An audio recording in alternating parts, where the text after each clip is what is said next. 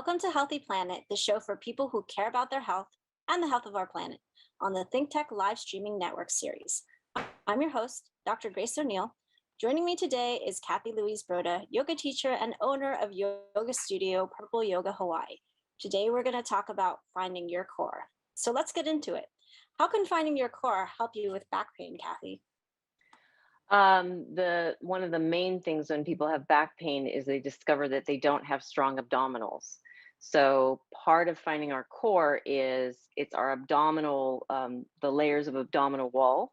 It's kind of the inside, middle, and outside layer. So there's 3 layers of abdominals, but it's also finding pelvic floor muscles. So the two in yoga, when we do our pelvic floor muscles and then abdominal muscles, these areas we call mula bandha, which is our root lock or our Kegels or pelvic floor muscles.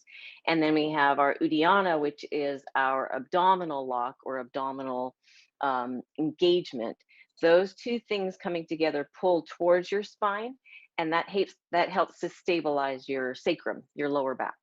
So most people, when they are coming to yoga, if they have any kind of lower back pain, I'm always talking about thinking navel to spine. If we can look at the diagram that we have, we can kind of see what's going on with the abdominals.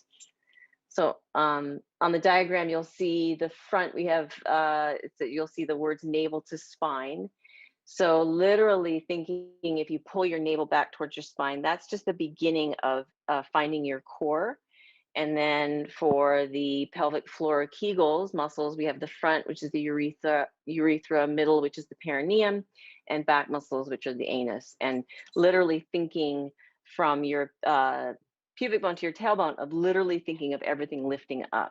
So finding that navel back to spine and then pelvic floor lifting, that helps to find that kind of ball of energy on the inside of your tummy, which again stabilizes the sacrum and the lower back. So if someone is not using their pelvic floor muscles and their mula bandha, is it more likely that they'll be injured? Is it very likely they'll be injured? Like, can people just go around not using them and not get injured because they're flexible?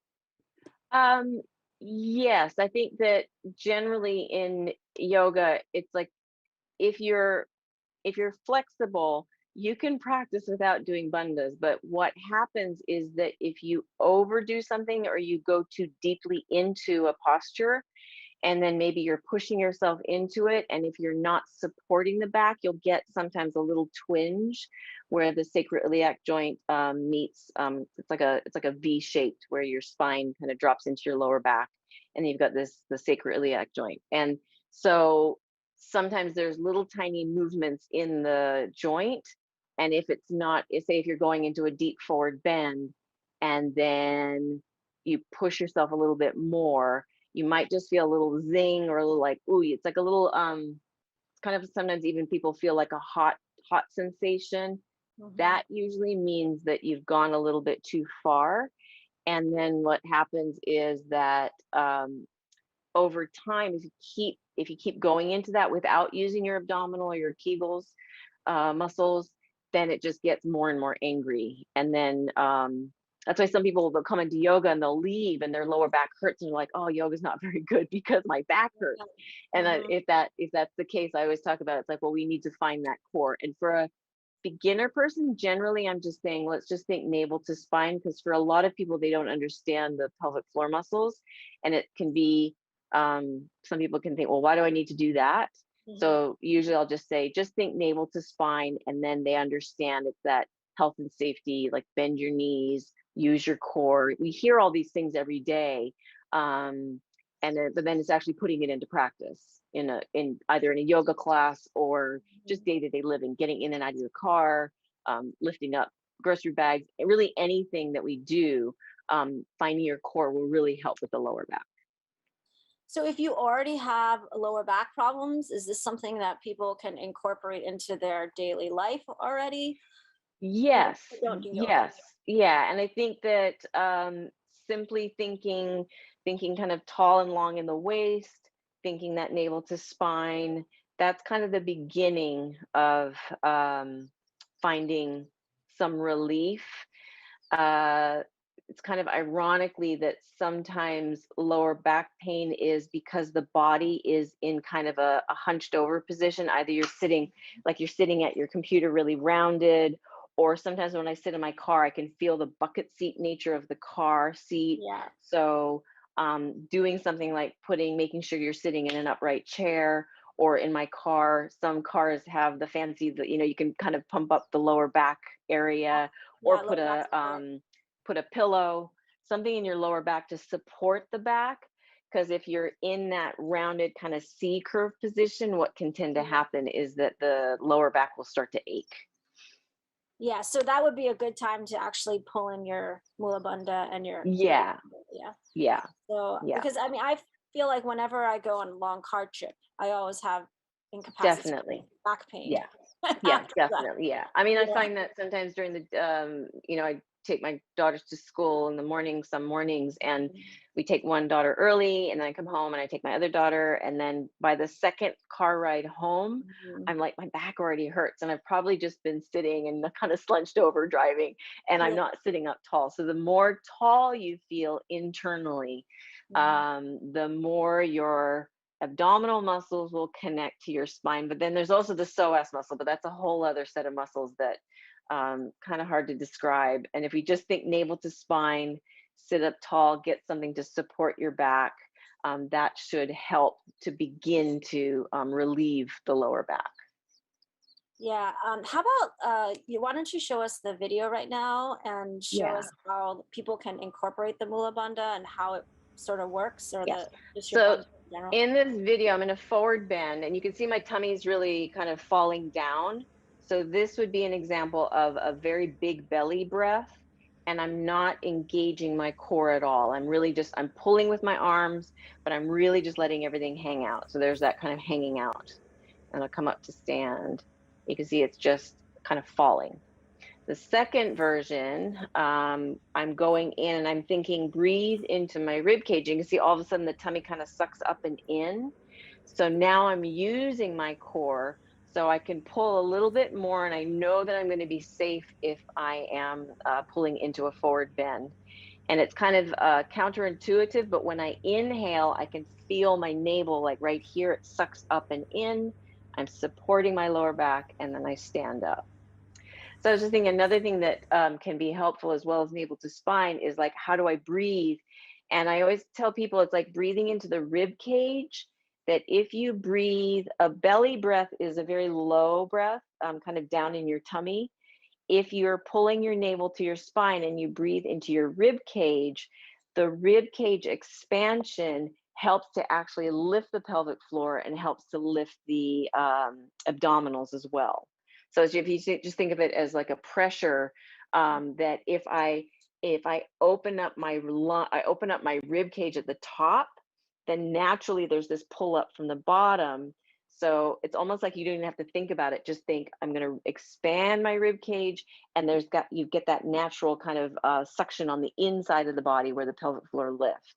So Mhm. there's kind of two things, but we're not used to breathing into our rib cage. A lot of people don't breathe into their rib cage. A lot of Yeah. people breathe just into this part of their chest. So then it's just simply doing something like holding your ribs, and then take a deep breath into your fingers. I talk about breathing into the back, kind of breathing Mhm. into your kidneys. You can't really breathe into your kidneys, but you can think about breathing into the back of the body, and that helps a lot. So kind of connecting the breath, the inhalation with that expansion of the upper part of the body, and then the exhalation of really pulling the navel back in towards the spine. Yeah. So, how about the mula bandha specifically? Because there's two things. I guess you didn't explain it to them, but there's the Uddiyana and then there's mula bandha. So we've been talking about the Uddiyana with the Uddiyana Bandha, yeah. yeah Yeah. the So navel to the spine, but how about the mula bandha and how can so that help? Mula Bandha, Mula Bandha, if we can quick look at the diagram again, and then we can see what's going on with the diagram. So you can see, okay, Mula Bandha. If you everybody knows, everybody kind of knows where the pubic bone is, just below the navel. It's where the hip bones connect, and then the tailbone is the base of your spine. So between your pubic bone and your tailbone, we have a whole set of muscles. they're all interconnected and you can't disconnect them. So if you're doing one thing, other things are probably going along for the ride. So if you think about it, like, and I kind of joked recently a couple years ago, and I taught this workshop. I said everybody's doing the mula bandha, the Kegels right now. If we weren't doing them, it would be a complete mess. Or basically, everybody can hold everything in without even thinking about it. And the hold in, for example, is if your bladder is full and you really need to go to the bathroom, we know how to, our just body knows how to hold the very, like where the urethra, where the exit, where the urine comes out, we know how to hold that. And then as soon as you sit down on the toilet, you're like, oh, you can let go, the urine comes out and your bladder's empty. So, and then the back muscles would be the same thing. If you have a bowel movement and you're holding, and then you release, the bowel movement comes out and all of a sudden you're empty. So it's really paying attention to those muscles, the front muscles and the back muscles, and the middle muscles can be a little bit more elusive. But if you just think about connecting the back muscles and the front muscles, and then just thinking about everything kind of rising up towards the ceiling, that then helps to find the Kegel muscles, or your pelvic floor muscles. And for men and women, the perineum is the same. For women, we have a vagina, so the perineum is actually I don't know if it's thinner. Anatomically, I don't know exactly like if there's a huge difference. Um, all I know is that for women, we have a slightly different sensation when we lift the middle muscles, because we have the ability to actually lift from the outside all the way up towards the cervix. And that's just all of these, all these things I'm talking about are just, I've experienced from practicing yoga and then from having children. So it's really just the experience of losing the muscles and refinding them that has helped me to understand our pelvic floor. You don't need to have kids in order to find your pelvic floor. You use it every day, sitting in your car, going to the bathroom, any time of the day. Our Kegels, our pelvic floor muscles are engaged. So it's really just paying attention to it. Next time you have to go to the bathroom, just pay attention and be like, oh, those are the front muscles. Oh, those are the back muscles. And then those connect to the abdominal muscles. And that helps to kind of find this ball of energy at the center, just below our navel. There's kind of this ball of energy where the Uddiyana, your abdominal muscles, and then the Kegel muscles where they kind of connect. So in yoga, this is where we talk about our fire, where our Agni is, our fire is. That's our core. Yeah. So how can, I mean, for people who have given birth or people who are pregnant, you help people because you teach the pregnancy class in the studio, and you help people kind of find their pelvic floor muscles so they can help themselves through their pregnancy and everything. And can you talk more about that? So in my pregnancy class, basically the very first thing we do is we do our Kegels, our pelvic floor muscle exercises. And I just take women through a visualization of thinking about front, middle, and back, thinking about where your pubic bone is, where your tailbone is. And just by talking about it every single time I teach the class, especially if I have a new person, I'll be very specific about the areas. Otherwise, I'll just say front, middle, and back. And we always do it at the beginning of class, because by the end of class, you're usually tired. And so it's kind of hard to find the muscles. So it's really just kind of saying the information, and women hear it. And then if you keep hearing it, and especially towards the end of a pregnancy where your tummy is getting big, baby's big, there's a moment where around 37, 38 weeks where the baby drops down, and literally the baby kind of crawls up underneath your rib cage, and all of a sudden it drops, and it's literally dropping into your pelvic bowl, and you all of a sudden feel your pelvic floor just really dropping out. It's really uncomfortable. It's not very pleasant. And I'm always trying to tell women, it's like, find the muscles before that happens. Because if you don't do any Kegels, or you don't kind of identify your pelvic floor before you have a baby, and regardless of vaginal or C-section delivery, after you have a baby, it's really hard to refine those muscles. So, I mean, I tell women, and guys as well, it's like, you wouldn't you wouldn't say, I'm going to run a marathon, sign up for the marathon and never do any training, right? I know a couple people who have done that, and they're kind of crazy, but you wouldn't do that normally. You would think, I'm going to run a marathon. I need to start building up my stamina. I need to start building up my miles, So for me, we have this opportunity in pregnancy to actually do the Kegel exercises. We also do what I call rock the baby, which is letting your abdominal muscles go and pulling your abdominal muscles in. So we do those two exercises before we get up and actually start doing asanas. And then once a woman has a baby, if they come into the mom and baby class, it's pretty much the same information. I'm talking about that navel to spine. I'm talking about lifting up in the Kegels or lifting up pelvic floor muscles. So it's just a reinforcement of this event has happened. We need to refine this. This can be true also for anybody who has any kind of abdominal surgery, hernias, for women, if they have any like uterine issues, if some women have hysterectomies, kind of there's so many issues that as prolapse, yeah.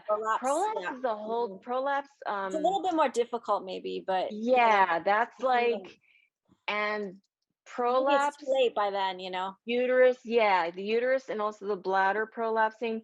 Those I've known in some older women kind of in their 70s, 80s who's that's happened to. I don't know if it's related to not being strong or whether it's just something that all of a sudden happens. But in that situation, yeah, they end up having, you have to have surgery, and you kind of, they put a net and they kind of sew it up into, I'm not sure where, to keep it supported. Yeah.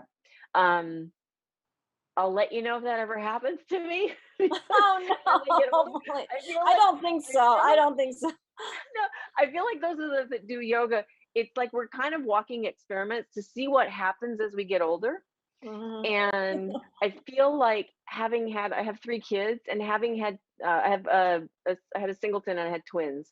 So having had kids, I feel like I've kind of proven something because my body is put back together. It's not what it was before I had kids, but I have strength. I feel my pelvic floor is strong. I feel my abdominals are strong. I had a C-section with the twins. So there's so many experiences that I've had. And as I said, that everything that I teach and everything that I talk about comes from experience.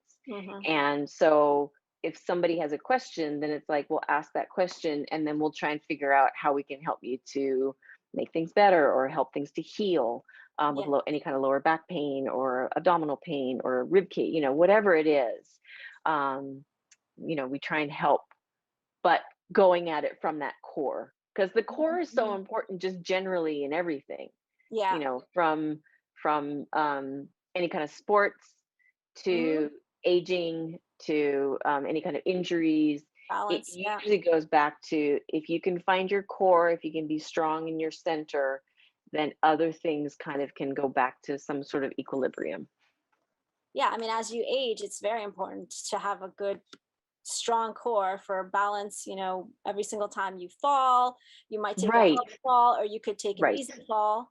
And and then also just, as people get older, a lot of people have incontinence, stress incontinence. So if you already have those muscles and you know how to use them, that will help you. Yes. Or you can catch yourself. I have one woman, I've had women who come to class, and when you're pregnant, the baby is pretty much sitting right on top of the bladder. So I've got one woman right now who her baby is just sitting right on top of the bladder. So she has to go to the bathroom a lot. So I know she's using her Kegels, but there's just that feeling of like, I need to go. So she goes and then she comes back to class. But she was saying that it's been like this from the beginning. So it's so important to keep finding those muscles so that you can help yourself and you can hold anything that's in your bladder for as long as you can until you can get to a bathroom. So yeah, it is for everybody, really important muscles. Yeah. Are there any exercises like for beginners that you would recommend, people who haven't maybe tried yoga yet, that they could do to sort of start? I mean, besides like the breathing exercises, start finding their core for back pain, if they're experiencing back pain? Really, just very simply, just sit up taller or stand up taller. You know, we often, as I said, we often find ourselves really, and so many of us are, you know, at home on our computers and we're all rounded over and kind of hunched over. As soon as you're in that position, more than likely the abdominals are just kind of falling out and you're just hanging out. So even be aware of, when I'm in my car, be aware of how you're driving, that, you know, it's like, try and find a position where you can actually sit up. Or the other thing you can also do is, I have this in the pregnancy class I talk about, and it was something that a woman said that she did, was that every time she either went to a stoplight or a stop sign, anytime she stopped the car, she would pull her abdominal muscles in and pull up in her Kegels just to feel it. Because that's another thing, is like, you can try and work the muscles, but if you do too much, everything gets numb. You just can't feel what you're trying to do. So it's better, and this is for guys as well, it's better to do a little bit a couple times a day, say 3 times a day, rather than try and do 100 lifts. Because at a point the muscles just get tired, and then you'll just kind of, you feel numb and you can't really feel what you're doing. And then sometimes it becomes counterproductive, especially with the abdominal muscles, because we're not trying to do, it's different from doing like crunches, like sit up crunches.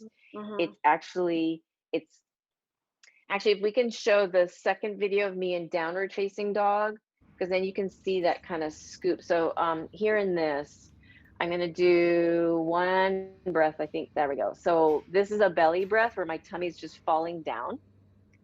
And I think I do a second one.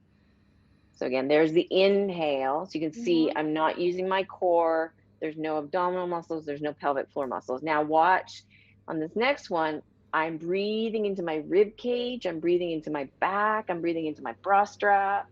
And then as I exhale, I'm pulling my rib cage in. And then again. So thanks for the videos, finding a tall spine, making sure you're not rounded. So tall spine, and then just doing some, like, holding your rib cage. It's like, can you hold your rib cage and can you breathe into your rib cage? And if you find yourself all of a sudden kind of hunched over and your head's in front of your shoulders, just think, I'm going to sit up tall, super tall, think shoulder blades back and down behind me, pull my abdominal muscles in, try and find some Kegel muscles, and take a deep breath. It's as simple as that, but it's like, when we're stressed out or we're in the middle of a job or middle of the day, it's usually the last thing we're thinking about, you know. But just doing something simple like that, if you do it enough, it starts to kind of, your body just kind of knows, as soon as you stand up, those things will start to happen without you having to consciously think about it. So for men, because they don't have like a vagina, like, how do they find like the middle part of their, you know, they have the anus, they have the front part, the urethra. How do they find the Right. middle? Like, It's the same area. It's not as dramatic because they don't have anything to suck up and into, right? Yeah. But it's still the same feeling, or it's not the same feeling. It's the same area. And Just think about that area and then yeah, just think about the area. Just think about that area of finding the, and then so the other thing is, like, if you can find the front muscles and the back muscles and you can find that lift, more than likely middle is coming along for the ride. I always say that. It's like, if you're doing one thing, something else is coming along for a ride, because you can't disconnect the area. If you look at so that's the other thing. If you look at an anatomy book, like, look at the pelvic floor muscles, and they basically, it's quite beautiful when you look at the shapes that they make, but you'll see that it's all interconnected. It's not, it can't be disconnected. So you do one, the other one's going to be engaged. Yeah. So Cathy, how can people find you? I mean, Cathy's been teaching for more than 30 years. She practices Ashtanga herself, and she's a great teacher. She's my yoga teacher. So how can people find you if they want to get in touch with you, if they want to go to class? How can people find you? Best place to find us is on our website, which is purpleyoga.com. There we go. There it is, purpleyoga.com. On here, we've got our schedule. It's got the price listing. It has the kinds of classes that we teach. We have our main teaching is a Mysore self-practice Ashtanga yoga, which is the class that Grace comes to. Sometimes Grace is also coming to my lead class, which is on Saturdays. And then I do a prenatal, postnatal program that we have on Sundays. And we're in 3 different locations. So it's probably best if you look at the website and you'll see all the different places that we're at. And then contact us. You can either call us or email us. We're also on Instagram at Purple Yoga Hawaii and Facebook, same Purple Yoga Hawaii. So just to, contact us via that and ask any questions if you have any questions about what we do. Yeah. Let me see if anybody, I guess, is there anything else that you want to say before we close up about the core? Yeah, core. Use your core. It's so important. I know. It's so important. Oh, another thing I want to say real quickly is that it was funny this morning, Grace, when you were practicing, and when you came in, I started getting really nervous. And when I get nervous, my back hurts. So for That me, my happens. back is like my barometer of stress. So when I'm slightly stressed or I'm slightly nervous, my back will start to wobble. My literally my sacrum, I can feel my sacrum. I get these little kind of zingy, hot feeling. I'm like, oh no. So I was like, the whole time today, I was like, okay, pull in your core. This is what you're talking about. You don't want to get to the interview and not be able to walk and move. So I'm doing it all the time.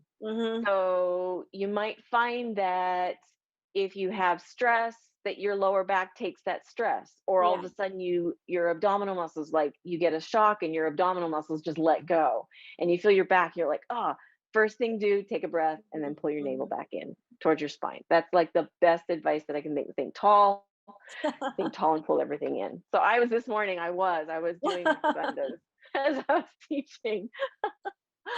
Thank you so much. So Thank we're out of you. time and we have to wrap it up, but Okay. Dr. Grace O'Neil, this is Healthy Planet on ThinkTech live streaming network series. We've been talking with Cathy-Louise Broda of Purple Yoga about finding your core.